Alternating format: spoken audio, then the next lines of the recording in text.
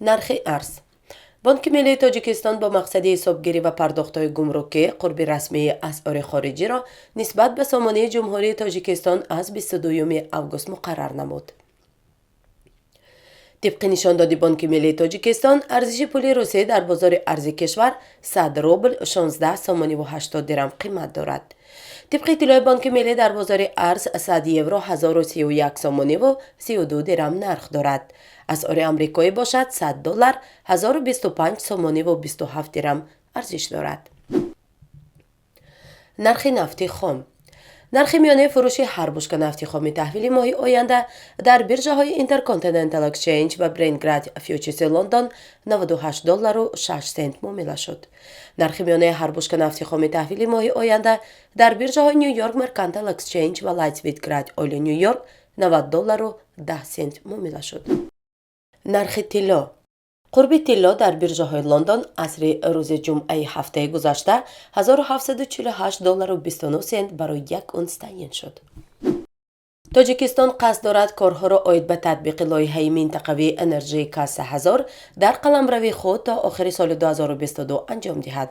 қариб тамоми корҳои сохтмонӣ дар қитъаи тоҷикистони анҷом ёфта тақрибан 5-7% боқӣ мондааст. тамоми таҷҳизоти зарурӣ барои сохтмон пурра харидорӣ шуда ба ҷумҳурӣ оварда шуда аллакай 70% насб шудааст. дар ин бора Файзалӣ Самиев, роҳбари лоиҳа дар Тоҷикистон, дар охири ҳафтаи гузашта дар душанбе дар мулоқот бо рӯзноманигорон хабар дода афзуд, ки қисмати асосии таҷҳизот аз Шветсия ва баъзе кишварҳои дигари Аврупо харидорӣ шуда, як қисми он аз Русия, Чин, Ҳиндустон ва Туркия оварда шудааст. ба гуфтаи Самиев, то анҷом насби бахше аз таҷҳизот ва ба кор андохтан ва озмоишҳо боқӣ мондааст, ки бидуни омодагии кишварҳои ширкаткунандаи ин тар ғайриимкон аст. ба гуфтаи Самиев, тарҳи қитъаи Афғонистон, ки танҳо як хат аз он мегузарад, ҳудуди 50% иҷро шудааст. ҳамчунин ба назари ӯ дар қаламрави Қирғизистону Покистон пешрафти ин тар аз 50 то 60% арзёбӣ мешавад. дарозии умумии хатои барқ дар Тоҷикистон 280 километр, Афғонистон 570 километр, Қирғизистон 450 километр буда, як қисми ками он ба қаламрави Покистон рост меояд. маблағи умумии ин тар дар Тоҷикистон 348 миллион долларро ташкил медиҳад. ёдовар мешавем, ки тарҳи Касса 1000 интиқоли нерӯи барқро аз кишварҳои Осиёи марказӣ ба Осиёи ҷанубӣ пешбинӣ мекунад. кишварҳои иштирокчии лоиҳаи Касса 1000 Тоҷикистон, Қирғизистон, Афғонистон ва Покистон мебошанд. дарозии умумии хатҳои тамоми лоиҳа 1227 километрро ташкил медиҳад. арзиши кулли лоиҳа 1 миллиарду 86 миллион долларро ташкил медиҳад, ки барои он аз ҷониби Бонки ҷаҳонӣ, Бонки исломии рушд, Бонки сармоягузории Аврупо ва Бонки аврупоии таҷдид ва рушд маблағ ҷудо шудааст. бонки миллии тоҷикистон меъёри бостанвилро 0,25 банди фоизӣ аз 13,25% то 13,5% солона боло бурд. ин тасмим дар ҷаласаи навбатии кумитаи сиёсати пулии бонки миллии тоҷикистон, ки рӯзи ҷумъаи гузашта баргузор шуд, гирифта шудааст. қурби нав имрӯз 22 август ба даст овард. афзоиши суръат бо нигоҳ доштани даварум аз ҷониби танзимкунанда дар доираи миёна муҳлат дар доираи ҳадаф шарҳ дода мешавад.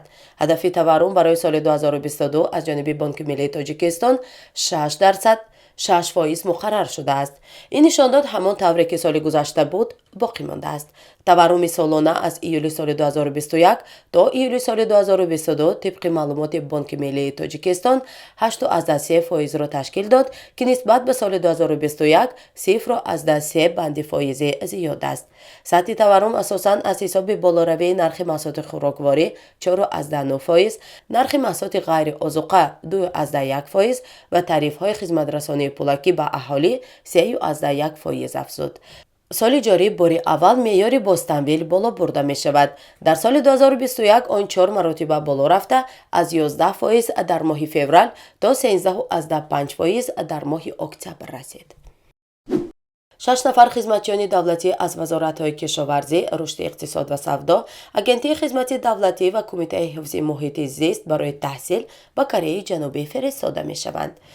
дархости мазкур ҷиҳати иштироки довталабон хизматчиёни давлатӣ барои дарёфти бурсияҳо аз ҷониби сафорати Корея дар Тоҷикистон пешниҳод гардида, ин бурсияҳо аз рӯи 11 номгӯи ихтисос танҳо барои хизматчиёни давлатӣ муқаррар карда шудаанд. гуфта мешавад баланд бардоштани сатҳи касбии хизматчиёни давлатӣ яке аз мақсадҳои асосии сафарбаркунонии онҳо барои таҳсил ба Корея мебошад.